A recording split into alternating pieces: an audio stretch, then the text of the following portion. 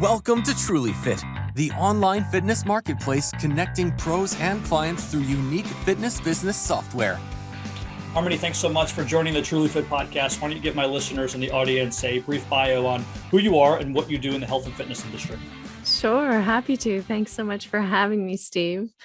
I'm a certified Ashtanga Yoga teacher, expert in breathwork or pranayama, as it's called in Sanskrit, and a health coach or life wellness coach, board certified by the National Board of Health and Wellness Coaches in America. So I do some life wellness coaching as well as teaching yoga, being asana practice or the stretching, what we typically understand as yoga these days, as well as pranayama or breathwork exercises to bring about more health and wellness and create sacred space within and without in people's lives so that they can, relax, de-stress, have better sleep, have better digestion, but also connect to that inner voice, to that inner space that's healing and quiet and calm within. So that's what I do. I'm sure we'll get into a bit more of how I got to be here, but that's a brief bio of what I'm doing right now. I think we've only done maybe one yoga podcast, maybe two at the most. We are having somebody on to break down the 5 most popular yogas and talk a little bit about them. I don't know if this will be released before or after that. So why don't we just go ahead and give a description of Ashtanga Yoga. You can give an origin description. You can give your description, what you think it is, any little tidbits that you can pass on. And I will say, if you could explain it from the perspective of not just personal trainers, but general population who may not know the nuances of yoga. Yeah, definitely. Ashtanga is such a funny word. It really frightens people because it's in the Sanskrit language, which is the ancient language of India.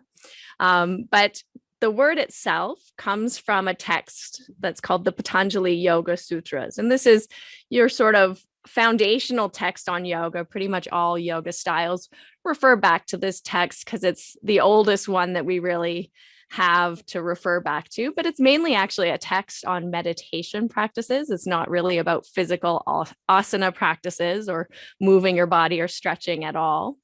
And the word Ashtanga means 8 limbs. So Ashta means 8, Anga means limb. So it's the 8 limb path of yoga. So what we typically know these days to be Ashtanga yoga is more of like a vigorous, dynamic, flowing yoga sequence. So it's using breath with the body, with sort of energetic locks in the body, like squeezing the pelvic floor, drawing in the lower abdomen. But it's sort of I would say, perennial sequence and style of yoga that any dynamic flow, power yoga, vinyasa yoga, all these different flowing types of yoga that basically you're going to find at any kind of gym is based upon. It was a type of yoga that originated with Krishnamacharya in Mysore, India. And his student, Sri K. Pattabhi Jois, popularized the system through many of his North American and European and Australian students who then went out and taught many of us. And I actually traveled to Mysore. I've made over 15 trips there, long study trips of 3 months to 6 months. One trip was 8 months. And so to become certified in this specific type of dynamic flowing yoga following a set sequence of postures, you have to go to Mysore, India, to the source, to the lineage holder. At that time was Sri K. Pattabhi Jois. Now is his grandson, actually, Sharat Rangaswamy Jois, and have them sort of teach you and see you practice and get to know you. And then when they feel that you're ready to practice, you have to practice asanas at a very advanced level. So there's 6 sequences, but you have to at least have completed the 3rd sequence before you can get certification. And there is sort of another level called authorization, which you get before this certification. So there's sort of levels of teachers within this sequence. But so that's what we understand to be Ashtanga yoga now. It's kind of difficult, it's not really the type of yoga we think of when we think of sort of like old women in unitards in a dark room stretching. That's like a different style, maybe Hatha yoga or Iyengar yoga. But the Ashtanga yoga is more like what gets demonstrated on advertisements, or different young healthy looking people doing miraculous things with their bodies. This all stems from this lineage or style of yoga, this Ashtanga yoga. But the word itself refers back to these 8 limbs, which happens to be a philosophy, a whole philosophy for living. It's a lifestyle philosophy. It's talking about living a life of compassion or nonviolence, being honest or truthful with your words, with your speech, not stealing, not taking more than what you need, being generous and giving, and focusing your energy in certain ways, or being very restrained in how you're behaving in your behaviors, as well as having some discipline in your life. So people who are very traditional Ashtanga yoga practitioners practice yoga every day for at least an hour, typically, often 2 hours, because the sequences get longer and longer. So you keep adding more and more time.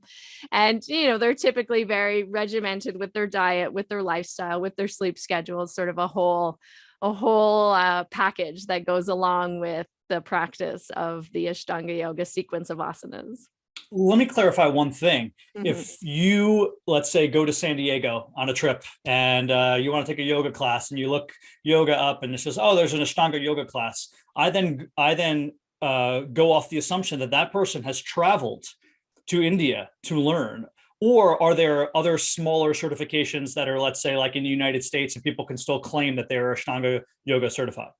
People do claim all over that they're certified Ashtanga yoga teachers, but if you're very accurate in your description, you would have to have gone to India to receive authorization or certification to teach.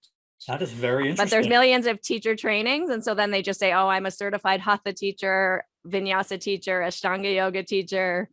They sort of like name all the yogas, flow teacher. Yeah. But yeah, if you're like if you're a very serious practitioner, you would probably go to San Diego and look to see who says that they're authorized or certified. And you might even go to the website in India, the Sharat Joyce Yoga Center website, and look to see which teachers are approved by him. And then you would go and practice with that teacher. Yeah, that was my next question. I think you might have just answered it. So do you use a particular terminology like authorized on your website to sort of differentiate yourself from the others? Yeah, I mean, because I have certification, I do say certified, but it's kind of a vague term. It doesn't make a difference to most people, but to like a few people who actually know what it is, it makes a big difference too. So. Yeah, well, I mean, you would hope that it would make a difference, and that maybe you can continue to spread the word, and that does make a difference, because it's something we talk about a lot in this podcast, is sort of the barrier to entry for different health and fitness and nutrition related things. Sometimes it's very easy, and that's not a good thing. And at the same time, I don't really know the answer. You want everyone to be involved in it and have a chance to do it. And I've met people who are great at, let's say, whatever, yoga or personal training or nutrition related advice, who have little to no certifications, and vice versa. People who have the highest level who don't really have any good information to give. So it's a difficult thing, but it's just very interesting. I had no idea that was the case with Ashtanga yoga. Yeah, it is. I think anything in the health field is really tricky. Even like when I became a health and wellness coach, again, there's no real, there is sort of a national board committee, and that they have like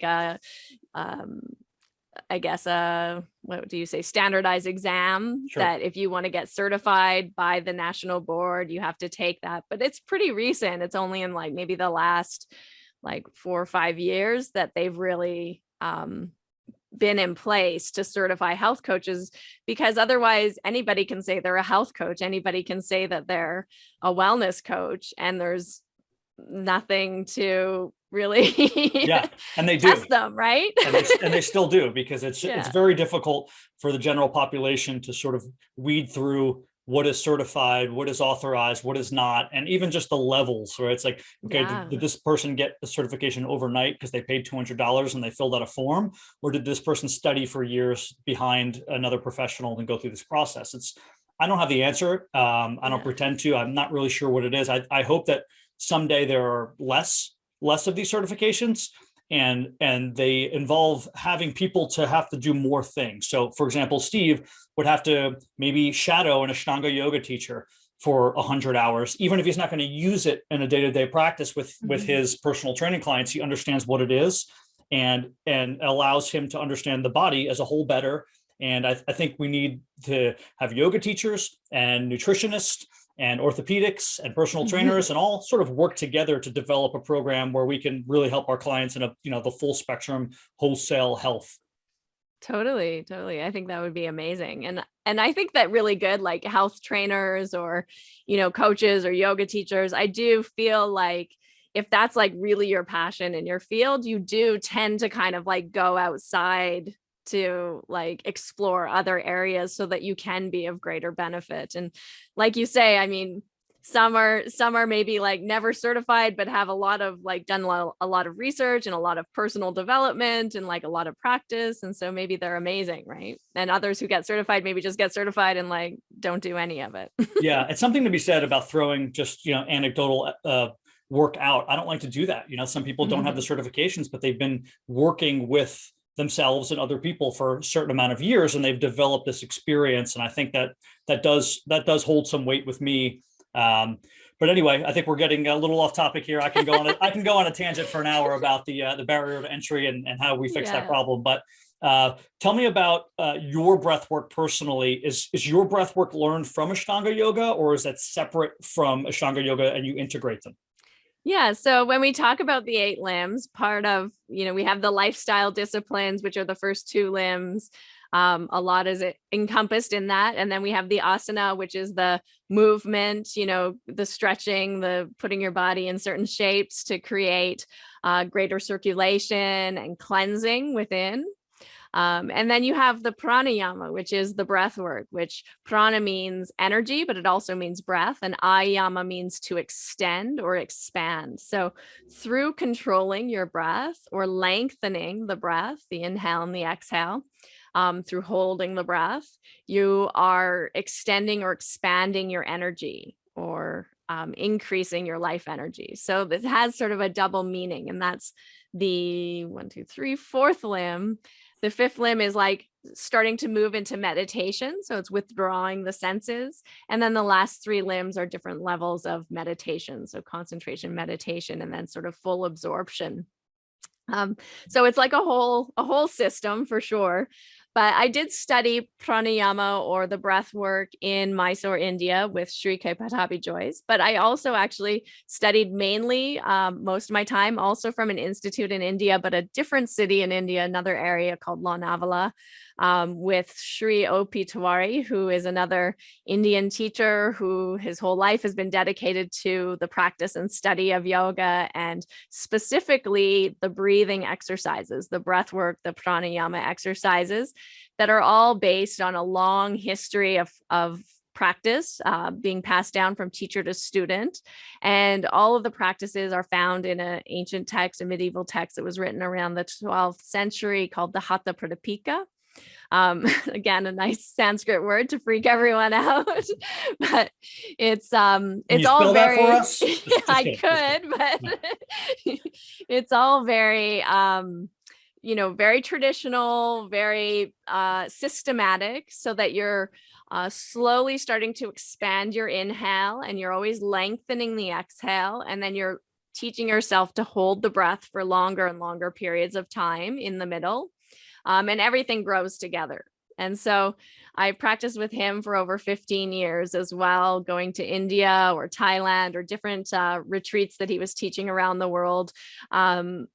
Basically, using this practice and this breath work daily to see how it changes your nervous system, your mind, and your body, and starts to maybe awaken a higher level of consciousness within. So that's how I started learning breath work. And it's a really powerful practice. I would say it's even more powerful than just like twisting and bending and stretching your body. Yeah. And obviously, for those who don't know, and you could expand on this, you need the breath work in order to meditate, right? Those things come in concert with each other. As you learn to focus on the breath, you learn to you get to the next steps in your sort of meditation journey.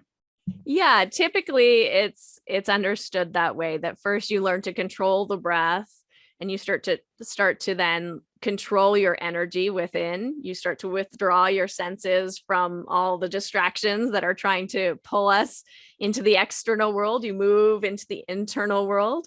And then more you can pull the senses in and focus one pointedly on the breath and controlling the breath, the mind will automatically move into a state of meditation. But that's a very specific philosophy to sort of the hatha yoga, or the yoga practice, Ashtanga yoga, however you want to call it, Raja yoga, using the breath work as the entry point or the gateway to meditation. If you look at Buddhist traditions, like Vipassana meditation, which I've also practiced and studied for a long time, they don't manipulate the breath so much. They're not using the breath work or the pranayama to control the mind. They're just using I guess the regular breath or natural breathing, and trying to focus the mind on the natural incoming and outgoing breath, rather than trying to lengthen or extend or control or hold the breath. So in these, let's say these meditation apps, I have one that I use called Waking Up. Yeah. I would tell you that I don't think I've got to the point yet where I'm actually meditating. I'm just in the process of breath work, and I've been doing it for 2 years, but it's very difficult. Yeah. Do these practices come more from one end than another end? Like these meditation apps, are they more in line with a particular set of yoga and values? I think it probably depends on who is doing the app. Yeah. but I feel like in the West, in North America, probably in Europe as well, and probably all over the world these days, but we've taken a lot of Buddhist teachings and philosophy and practices, and a lot of yoga teaching, philosophy and practices, and kind of like smushed them together into one sort of big category called like mindfulness, right? Yeah. And so we're using, different practices from these two traditions to help to, control our stress levels, to focus our mind, to hopefully one day move into a deeper state of meditation. And I think it kind of draws on these traditions from both. And it's sort of interesting because Buddhism originated in India. And the yogis and the Buddhist monks, the practitioners, were very much in conversation and kind of came up together. So there's a lot of similarities between the two traditions anyway.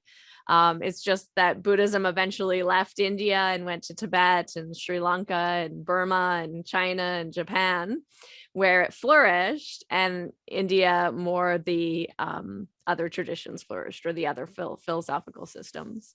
So what are the physiological benefits one can see from, let's not go down the path of like extreme meditation as far as someone being an expert, but like somebody just focusing on their breath work, what will they see?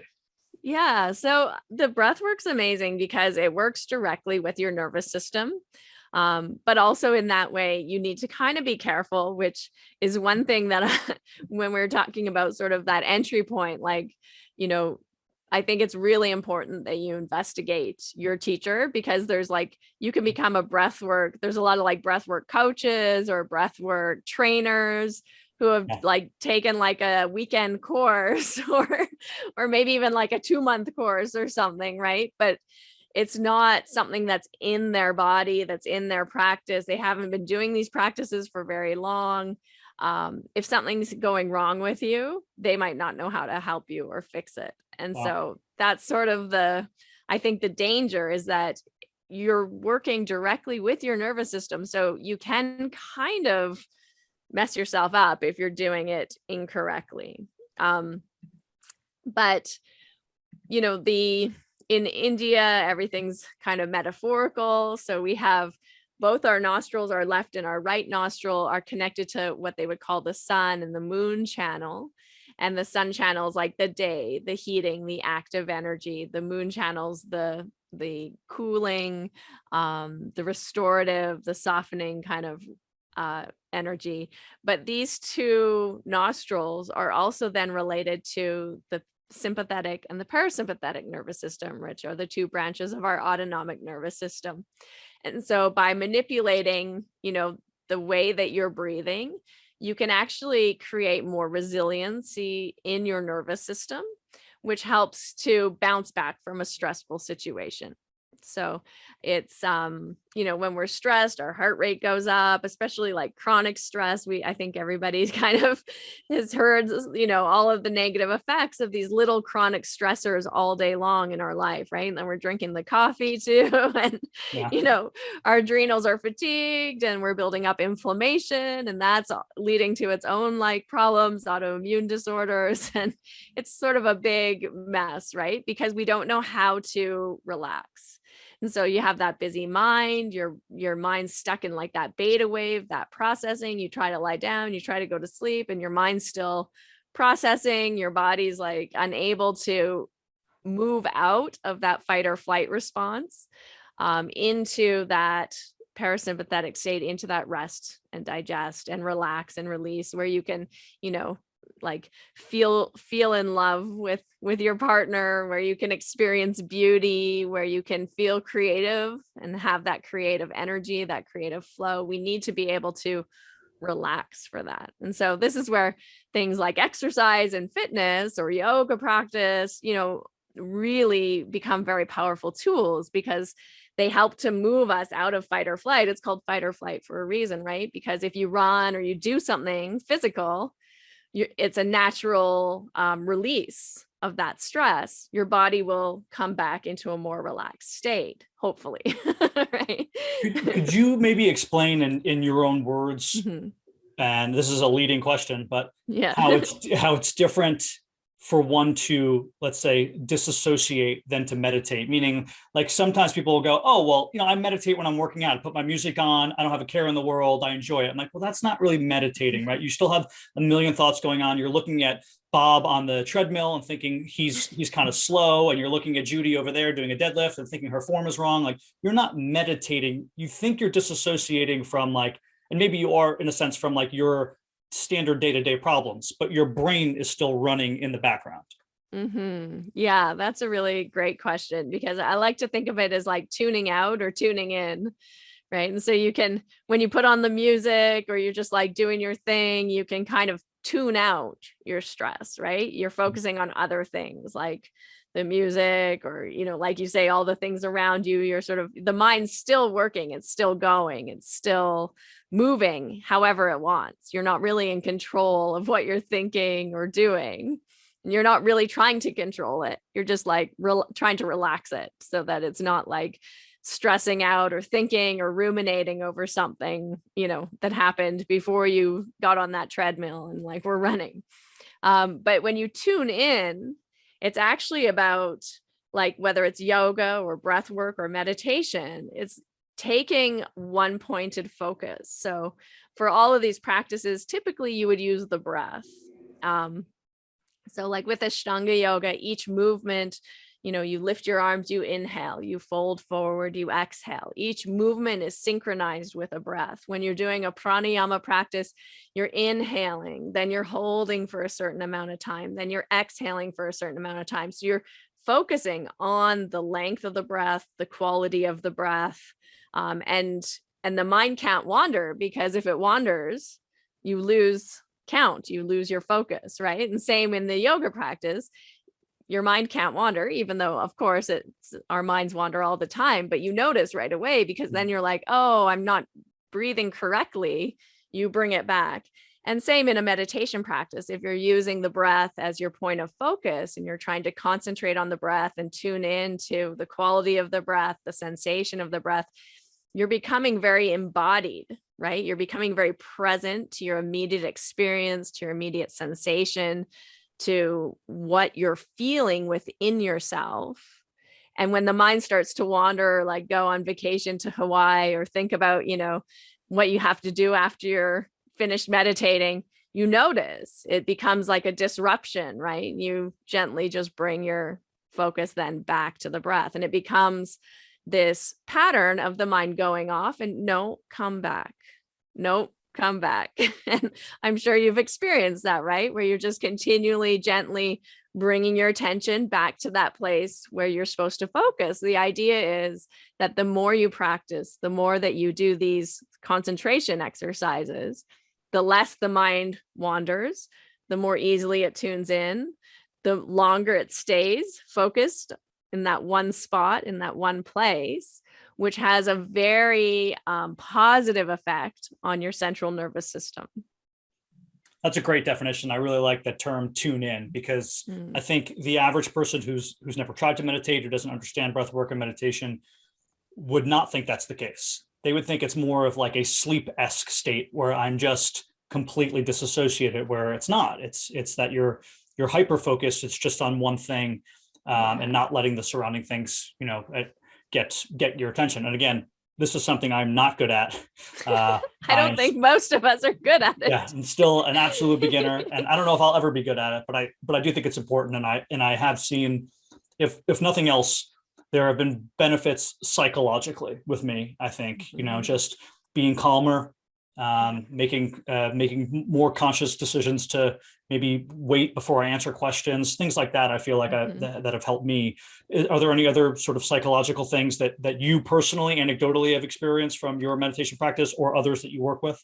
Yeah, I think, you just become less reactive. Like you're saying, I think when you're always in that little bit of stress, we've all been there, we all get there, where you feel a little irritable all the time, right? Or you're like a little sleep deprived, you're a little irritable all the time. You react more quickly at people. Yeah. When you take these moments, even 2 minutes during the day to just like focus on your breathing, to go within, to feel embodied, to get really concentrated on sensation, whether it's the sensation of the breath or the sensation of two fingers rubbing together, or the sensation of, the hair on the top of the head, whatever sort of point of focus you want to tune into, it, I would say, down regulates your nervous system so that you move into that more like rest, relax, into a space where you're not just, stressed out anymore. You're able to like come back into yourself.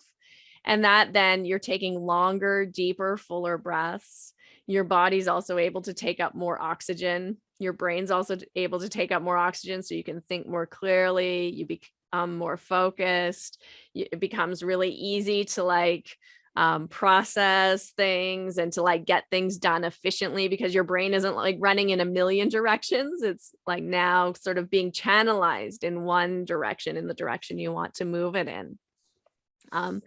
And so, yeah, that's what I've sort of found, that it's a really amazing thing, because you get like, in a way, you become more productive, even though it seems like taking, 15 minutes or 2 minutes or 10 minutes, however, 20 minutes, an hour out of your day to breathe or to, do this type of meditation practice.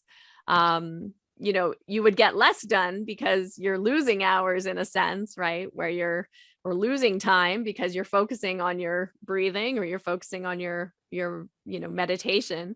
But ultimately, it gives you hours back because you're able to see things more clearly and like be more specific and direct in your actions. I think like take actions in a way that's very conscious and deliberate. And like you say, build in a little bit of a space in the response time so that you're responding rather than reacting, which in itself like solves a lot of problems for us. Yeah. We're not like running in circles trying to clean up, messes or fires that didn't need to be started in the first place.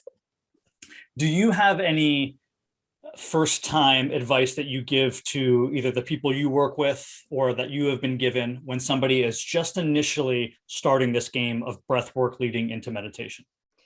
Yeah, I think probably one of the best ways is to stimulate your vagus nerve. So maybe you've heard of the vagus nerve. It's the 10th cranial nerve, and it comes down through your, from your brainstem down through your jaw. It touches your voice box or your larynx, and then it moves. It's like the wandering nerve. That's why it's called the vagus nerve. It touches every major organ system in your body and then terminates at the pelvic floor. And there's a couple of ways that you can stimulate this vagus nerve. And what the vagus nerve is the brake to your autonomic nervous system. So when you're stressed out, if you have good vagal tone, or the vagus nerve is like, I would say like awake, really awake, it's not like kind of sleepy and it takes a while to like activate, then you're going to come back to a normal or neutral sort of place in your nervous system a lot faster than somebody who doesn't have good vagal tone. Right. So if this nerve is a little bit tired and like not used very often, then you're going to just kind of be stuck in the stressed out space. If you start to stimulate it, then it can switch on quicker, which can move you out of that stress response into a more, relaxed, beautiful space. So one of the ways is by lengthening the exhale. So even if you just take 10 breaths, this is super simple, 10 breaths, inhaling through both nostrils and then exhaling for double the length of your inhale. So you're starting to kind of focus your mind, because you have to kind of count like maybe 3 seconds or 4 seconds or 5 seconds. And then you have to lengthen the exhale. So 6 seconds, 8 seconds, 10 seconds. And it'll take about 2 minutes just to do 10 breaths like that. And if you just in the middle of the day, you're feeling like, oh, I can't focus, I'm really tired, and you just stop, sit down, take a nice deep inhale, and then a longer exhale, trying to lengthen the exhale for double the length. That lengthening the exhale starts to stimulate or trigger that vagus nerve, which then moves you immediately more into that parasympathetic state where you're going to feel more relaxed, more calm, more like within yourself. It's going to move your brain into it more of an alpha pattern instead of being stuck in that beta pattern where you're like, consciously, like consistently just like making decisions and analyzing and judging and like da, da, da, da, da, da, right? It moves you into a more creative flow, like relaxed brainwave. There's another thing you can do, because it's also stimulated through talking or singing or humming. So any kind of vibration of the vocal cords will help to strengthen and tone your vagus nerve as well. So that's why, like, sometimes if you put on music and you're like singing, right, to your favorite song, you start to really like relax and feel good, because you're moving out of a place of stress and like feeling worried or anxious or upset, and moving into a more relaxed, like creative, happy, loving, receptive space. So you could sing a song or you could hum. There's one breathing practice where you inhale through both nostrils and then you exhale with a humming sound. It's called the humming bee practice. It has a Sanskrit name, but I won't scare you with that. And you just exhale again, for this time for as long as you possibly can with the humming sound. So you'll inhale and then exhale.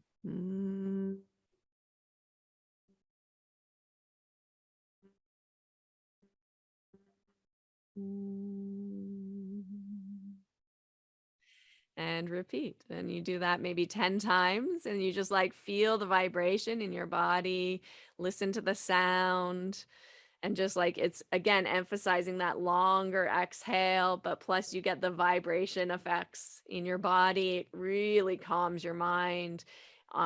It's great if you have trouble sleeping. It's really good to do before bed, because it automatically puts you more into that space where you're able to fall asleep easily.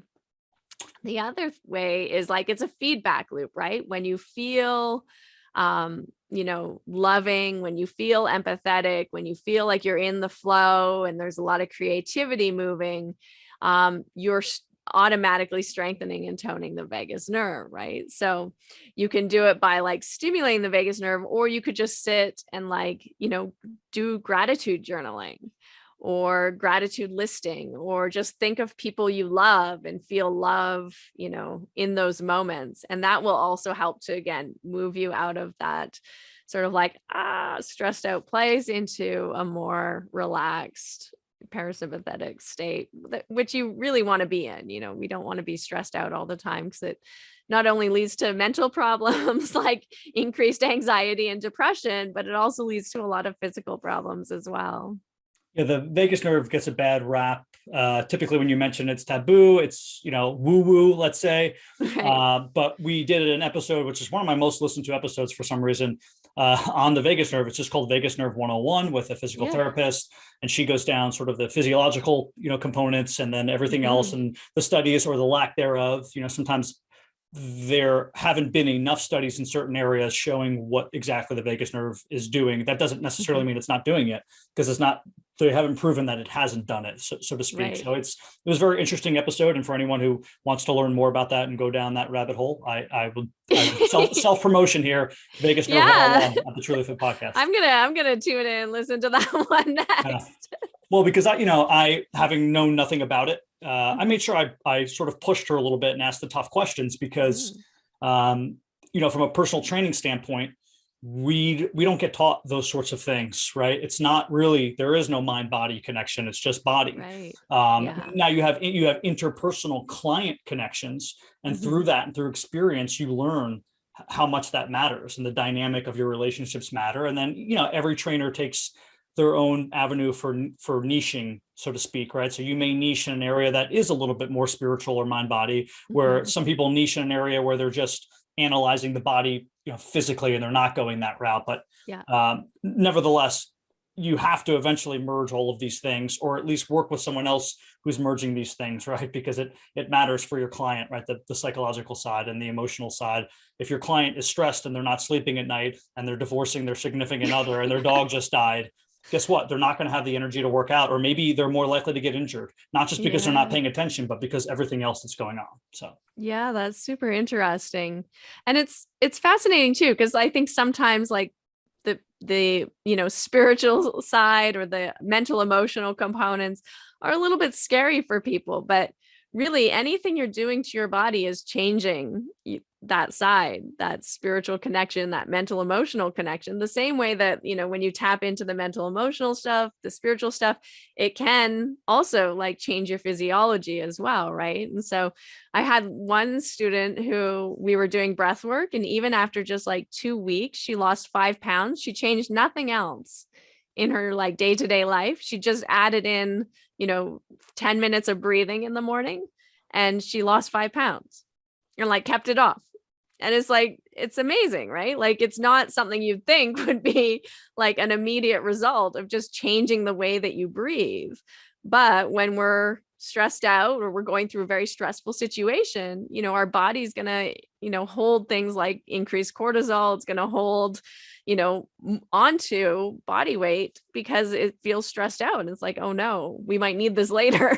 Right. Yeah. It's the sort of the chain of events that happens. The first physiological thing is, maybe I'm just opening up my lungs and getting a better sense of my breath and having, better breathing practices. But then that sets off a chain of things, right? Then could be that now that you're breathing and focused on your breath, and you're lowering cortisol and so on and so forth. I always compare the body to a car, maybe not the best, analogy or comparison, but there's different things that you can change in a car at any given time to make it run better. It's not just that the car just needs gas and that's it, right? You have to change the oil, you have to change the tires, you have to make sure that all the different liquids are filled and that the car's resting for a certain amount of time. There's a lot of intricacies, and you don't know which one that you may be missing unless you're doing them all.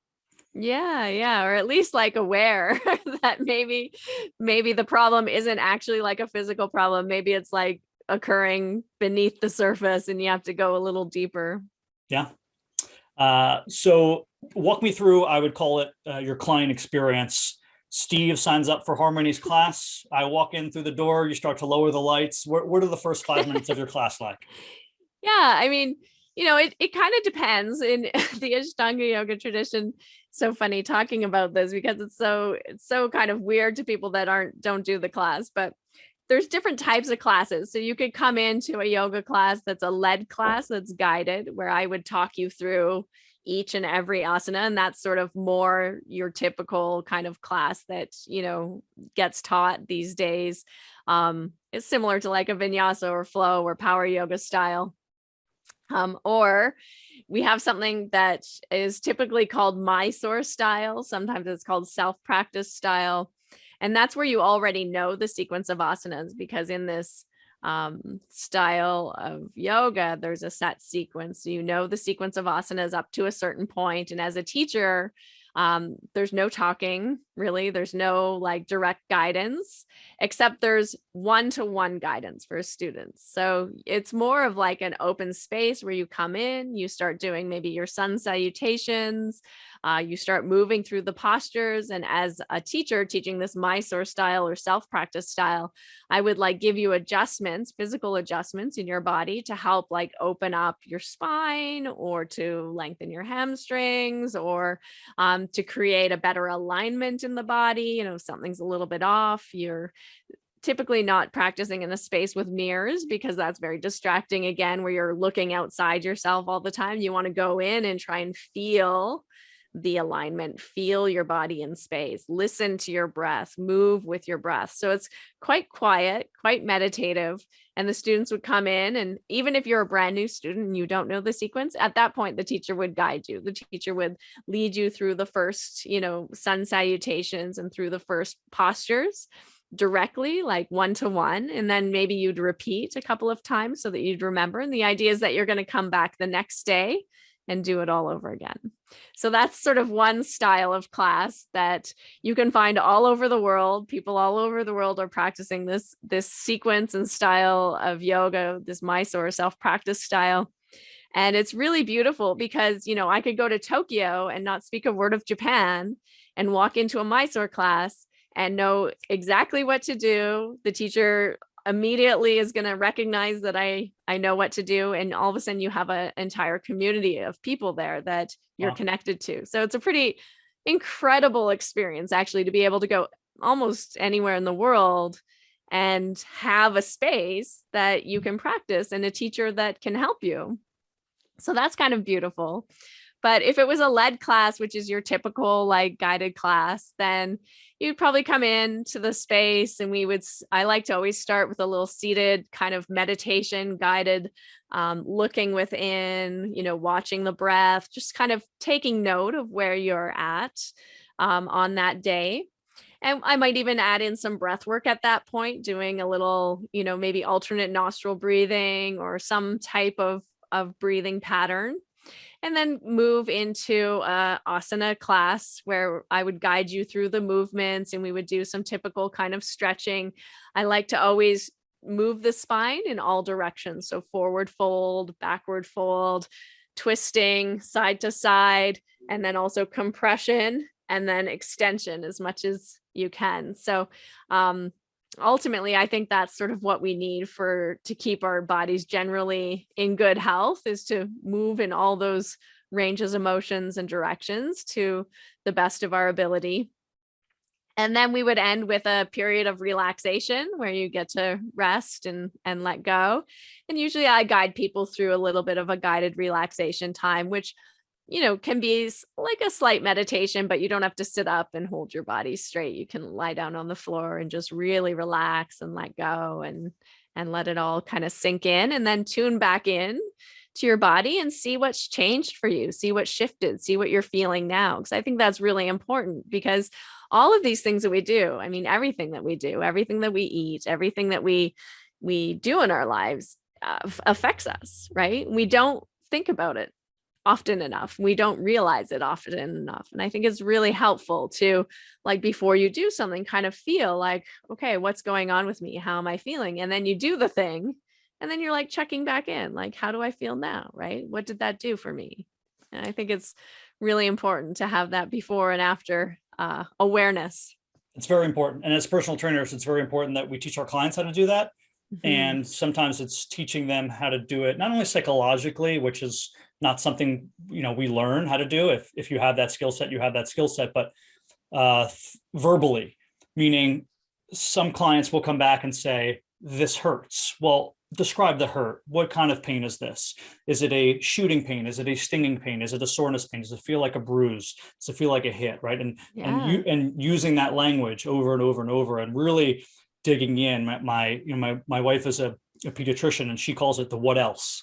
What else? What else? What else? What else? You just have to keep asking, because somebody doing yoga for the first or second time is not going to have the vocabulary of the body that Harmony has in order to explain what's going on, right? Harmony might say, you know what, I feel like my calf is a little tight here, my soleus, and I think I have to make sure that I'm watching when I'm in down dog or whatever, right? So like the client's not going to be able to say that to the personal trainer. So you have to really dig and use a combination of our parlance with layman's terms and figure out what is going on. And I think the best way to do that is to try new things, like for a trainer to try Ashtanga yoga, and then and then ask themselves those questions. Say, what am I feeling? How would I describe this? Yeah. No, it's great. It's always fun to like try new disciplines and to like experiment in different areas, and especially like as a yoga teacher, I don't get to do that quite as much as I used to. Yeah. You tend to kind of stay in your lane and do your practice, but I think there's a lot of benefit to really like trying different movements and different ranges of motion in your body, and also like even just developing strength. Yoga is a lot of stretching, of lengthening, of you develop strength, but it's a different kind of strength. It's not so much like the pulling strength, right? And it's good to create balance in the body. Otherwise, even if you're doing all the yoga in the world, you can end up kind of imbalanced, and then that also leads to more injuries, right? Yeah, I sent a lot of my golfers to trainers that I knew who were certified in yoga or have been doing yoga for a long time, because there's a big crossover in golf movements and yoga movements. And sometimes they don't even know. It's like, I think this is like a really big missing thing in the industry. There just needs to be like this golf centric yoga fusion where you have to sort of have that thoracic rotation, like something you would do in triangle, but really be aware of what your hips and your legs are doing. Because in golf, you never want to sway. You have to keep your lower body stable and your upper body has to rotate. And there's so many of those things where the further you can rotate backwards and the more you can open up your shoulders, the more swing speed you can generate. So yoga is so good, right, for opening up. And you see all these golfers now picking up heavy weights and thinking, I need to get stronger, when really what it is they need to get stronger, but they need to work the smaller muscles, the accessory muscles, and loosen up. And I push my golfers to go to yoga. And even though I'm not doing it as much, don't do as I say, whatever the saying goes, do as I say, not as I do. It's funny you bring that up. That was a very popular class here back in the early 2000s when I started practicing yoga. Was yoga for golfers. It was like one of the most popular ones. Well, golfers are willing to do anything. So they'll spend thousands of dollars a month on memberships and clubs and private lessons. And so, you throw fitness in the mix and they're willing to do whatever it is to get a little bit better. But it is a huge benefit for golfers. And then also any sort of, I talk about this, our goal with our clients should always be long-term health and wellness. And for golfers, no different, right? They want to be on the golf course. For your client, they want to be on the ground playing with their grandchildren or, walking around Rome with their wife. They can't take these trips in retirement if they're not healthy. And the best way to do that is to make sure you're working through all planes of motion, like you described, and then using different modalities and not just doing the same thing over and over, which, yoga is very challenging in that respect. Yeah, I think even like some professional NFL players, like the football players, have also like started practicing or adding yoga into their like warm up routine or what they're doing like on the field before practice or after practice to reduce the amount of injuries. Because again, like if you're just really strong, often then the muscles aren't able to like lengthen so much and you're more easily like going to get that tear of the ligament or the tendon. And so it's helpful to be kind of a bit more balanced in our bodies and our minds too. And our minds. Harmony, this has been a wealth of information. I appreciate your time. Tell the listeners where they can find more about Ashtanga Yoga and more about you specifically, where you practice and where they can best find you online. Yeah, well, I would love, they can come to my website, harmonyslater.com, easy to remember. And pretty much you can find everything there. Links to my breathwork program that I teach a couple of times a year. You get direct one-on-one guidance from me, as well as like, it's all pre-recorded videos and audio and PDFs. So it's a great course that you can take. And I even have a free breathwork essential breathwork practice course that you can sign up for and get the little mini course. It's only like 3 or 4 modules. So it's easy. It goes through some very simple practices that you could just implement at home, and a free sort of audio and video of a 15-minute breathing practice with a meditation. So that's something your listeners might really be interested in as well. So all of that you can find at harmonyslater.com. And in person, I'm sort of around traveling and teaching in different areas. So if you want to look me up, I usually have a schedule up on my website there where you can find me in person. So. My guest today has been Harmony Slater. Harmony, thank you for joining the TrulyFit Podcast. Thank you so much for having me. It was a pleasure.